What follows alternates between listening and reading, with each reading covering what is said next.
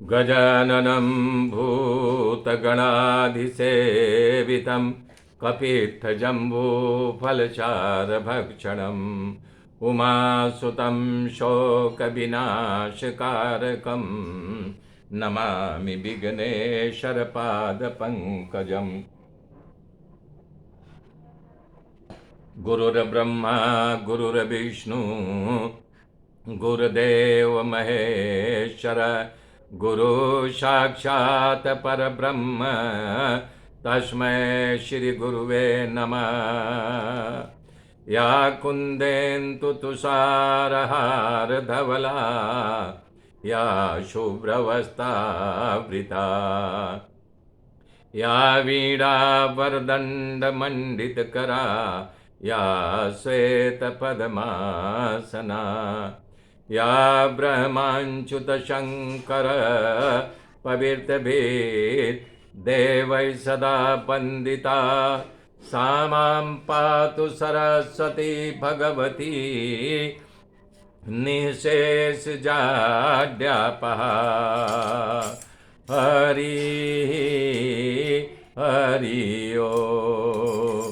नारायण नारायण नारायण ओम नारायण नारायण नारायण ओम श्रीमन नारायण नारायण नारायण ओम नारायण नारायण नारायण ओम श्रीमन नारायण नारायण नारायण नारायण ओम नारायण नारायण नारायण ओम श्रीमन नारायण नारायण नारायण नारायण ओम नारायण नारायण नारायण ओम नारायण नारायण नारायण ओम श्रीमन नारायण नारायण नारायण ओम नारायण नारायण नारायण ओम श्रीमन नारायण नारायण ओम। हरि ओम। परमात्मने नमः। तो भक्त प्रहलाद अपने मित्रों से बोल रहा है, दैत्र मित्रों, उस परमात्मा में खुश करने के लिए ब्राह्मण की जरूरत नहीं है, देवता भी होना जरूरी नहीं।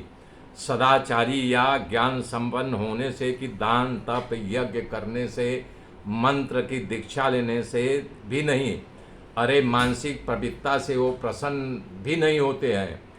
तो कैसे प्रसन्न होते हैं? बोले उनका निरंतर भजन कीर्तन करने से वो प्रसन्न होते हैं। कि उनका निज धाम प्राप्त करना हो तो निर्देशता पूर्वक बता रहे हैं कि जब मैं माँ के गर्भ में था तो नारद जी हमारी माता कयाधु को जो उपदेश देते थे मैं सुनता था। हाँ, तो वो हमारे अंदर आत्मा में एकदम छप गया है। तो मित्रों ने कहा कि हमको कीर्तन करना नहीं आता। तब प्रहलाद ने कहा कि मैं जैसे बोलूं वैसे तुम बोला, मैं जैसे नाचूं वैसा तुम भी नाचना। तब कीर्तन शुरू हो गया। सारे बालकों कीर्तन में ऐसे तन्मय हो गए कि उनको सुध नहीं रहा, सब नाच रहे हैं। क्या नाच रहे हैं? श्रीमन नारायण नारायण नारायण वो श्रीमन नारायण नारायण नारायण वो श्रीमन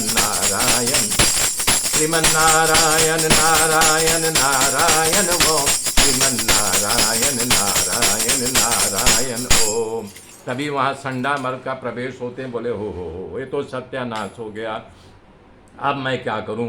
ये तो प्रहलाद सारे बच्चों की बुद्धि बिगाड़ दे रहा है। वो आया, जैसे वो बच्चों को मारने के लिए हाथ लगाया वो भी उसी में जुट गया। जैसे लोहा चुंबक को खींच ले, चुंबक लोहा को खींच ले, उसी प्रकार से कीर्तन में जुड़ गया। वो भी बोला श्रीमन नारायण नारायण नारायण वो श्रीमन नारायण नारायण नारायण वो हरि बोल श्रीमन नारायण नारायण नारायण वो श्रीमन नारायण नारायण नारायण वो श्रीमन नारायण नारायण नारायण ओम।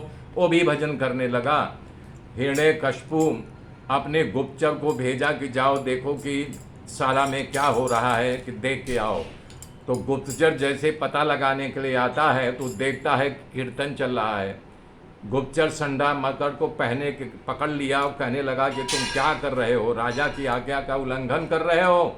हाँ, वो जैसे वो पकड़ा वैसे वो भी जुड़ गया। श्रीमन्नारायण नारायण नारायण वो, श्रीमन्नारायण नारायण नारायण वो, श्रीमन्नारायण नारायण नारायण वो, श्रीमन्नारायण नारायण नारायण वो, श्रीमन्नारायण नारायण नारायण वो।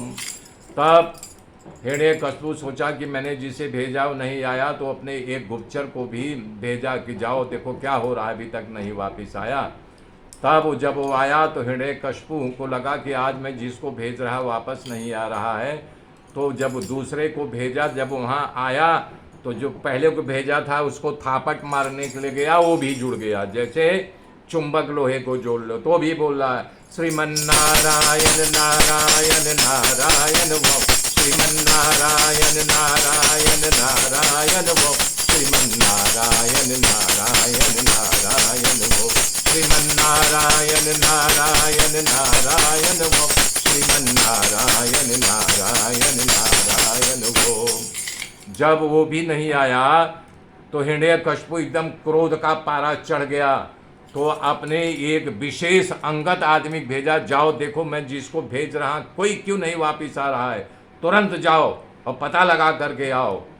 तो जब वहाँ जाता है तो वो विशेष गुप्तचर, तो वो तीसरे व्यक्ति के जब थापड़ मार के कहने जाता है करे तुम क्या कर रहा है, तो वो भी जुड़ जाता है उसी कीर्तन में। वो बोल रहा है श्रीमन्नारायण नारायण नारायण वो, हरि बोल श्रीमन्नारायण नारायण नारायण वो, श्रीमन्नारायण श्रीमन्नारायण नारायण नारायण वो, श्रीमन्नारायण नारायण नारायण वो। तब जो है हिरण्यकशिपु को लगा कि आज क्या बात है कि मैं जिसको भेज रहा हूँ नहीं आ रहा है, उसका एकदम कठोर चेहरा हो गया। वो महल से निकल पड़ा और जैसे वहाँ साड़ा में प्रवेश करता है और जो अपने गुप्तचर को भेजा था उसे पकड़ करके जोर से दाड़ा, चुप। जैसे वो किया कीर्तन बंद हो गया। इतना समझ लो कि जहाँ हिरण्यकशिपु जहाँ पहुँचे तो वहाँ आज भी अगर सत्संग होता रहे, भजन होता रहे, तो वहाँ पर हिरण्यकशिपु पहुँच जाए तो जहाँ भजन बंद हो जाए या विक्षेप हो जाए, समझ लेना कि हिरण्यकशिपु आ गया है। तो वो इस प्रकार से बोला है क्या कर रहे हो, तो सब हाथ जोड़ के खड़े हो गए, कांपने लगे। अपने पुत्र प्रहलाद के इस चेहरे की ओर देखा, देख करके इससे गुस्सा में आ गया कि वो नक्की कर लिया कि इस प्रहलाद को अपने हाथों से ही मारूंगा। ये बोला अरे दुष्ट, तुम नीच उदंड हो गए हैं, तुमको बिगड़े हुए हो, मेरे दैत्य बालकों को बिगाड़ रहे हो, हमारे सारी प्रजा को बिगाड़ रहे हो, तुम कलंक पैदा हुए हो हमारे वंश में, आज मैं तुम्हें जीता नहीं छोड़ूंगा। हे बालक, यदि मैं थोड़ा सा भी क्रोध करूं तो तीनों लोग कांपने लगता है। अभी तक तुम मैंने क्रोध को देखा नहीं है, तुम्हें इतना यानी कि ताकत दिखा रहे हो, मेरी आज्ञा का उल्लंघन करके निर्भय होकर के घूम रहे हो। हाँ, तो मुझे बताओ कि ये सुन करके प्रहलाद ने अपने पिताजी से कहा, हे महाराज, ये तृण के समान ब्रह्मा का ये जो चर अचर सब जगत है परमात्मा अपने वश में कर रखा है, उसी का भजन करता हूँ। हे पिताजी, मात्र मेरा तुम्हारा नहीं, पूरे संसार के बलवानों का बल ही वही है, श्रीहरि है। हे तात, आपका शत्रु भगवान नहीं, आपका कुकर्म जनित मन ही है। आप अपने मन को भगवान की तरफ मोड़ दो, तुम्हारा कल्याण हो जाएगा। तात, परमात्मा में मन को लगा दो, उनकी पूजा, उनकी कथा में मन लगाओ। तो इस प्रकार प्रहलाद ने जब अपने पिता को कहा तो उसको बांध करके महल में ले आया। क्रोध के आवेश में हिरण्यकशिपु ने कहा, तेरा परमात्मा कहाँ है? तो उन्होंने कहा, हम में तुम में खड़े खम में जह देखो तह व्यापक राम। और दैववशात एक खंभा वहाँ पर था जो लोखन का था। बोला अच्छा, खंभे में भी तेरे भगवान हैं? बोले हाँ, इस खंभे भी मेरे भगवान हैं। तो ये भगवान तेरे हर समय पर हैं कि हाँ? बोले इस खंभे में है। तब वो जो है सबको बुला के बोला खंभा को गर्म करो। खंभे को इतना तपाया एकदम लाल अंगार हो गया। बोले तेरा भगवान इसमें दिखाई दे रहा है? बोले हाँ, मेरा भगवान इस खंभे में प्रत्यक्ष दिखाई दे रहा है। तो हिरण्यकशिपु प्रहलाद को आज्ञा की, इसे तू अपने भुजाओं में ले ले। एक पल के लिए प्रहलाद को धधकता हुआ खम्मा कि लगा कि ये गर्म लग रहा है, लेकिन तुरंत भगवान की माया लाल चींटी नीचे से ऊपर उस खम्भे पर चढ़ती हुई दिखाई दी। तुरंत प्रहलाद के मन में आ गया, मेरा ईश्वर यहाँ प्रकट हो गया। दौड़ करके उन्होंने खम्भे का आलिंगन कर दिया। भयानक आवाज होती है, भयानक ऐसा चिघाड़ होता है, उसमें से नरसिंह भगवान प्रकट हो जाते हैं। बोलो नरसिंह भगवान की जय, बोलो नरसिंह भगवान की जय। नरसिंह भगवान जो हिरण्यकशिपु को पकड़ लिए, पकड़ करके उसको दबोच लिए अपने पंजों से कि बोले तूने ब्रह्मा जी से क्या वरदान मांगा था? याद है?